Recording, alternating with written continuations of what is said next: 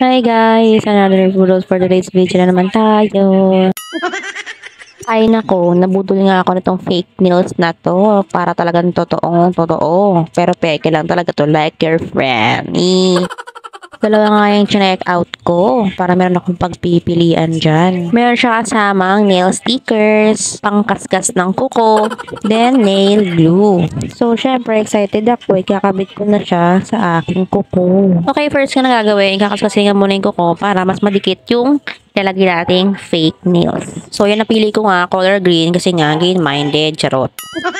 Meron siya kasama na free glue kaso ayaw ko siyang gamitin kasi nga hindi nga yun masyadong matikit. Then, maghahanap ka dyan ng fit sa iyong kuko. Pipili ka lang, sukat-sukatin mo lang yan siya. Sa isang box, meron nakalagay dyan na 24 pieces. So, I'm sure naman na meron ka kasya dyan sa kuko mo kahit sobrang dapat yan, girl.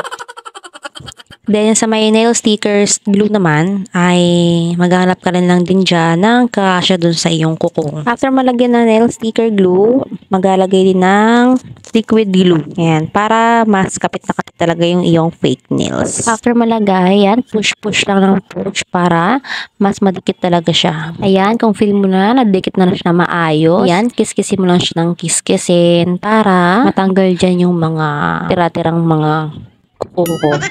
Yun lang. Thanks for watching. Check my yellow basket.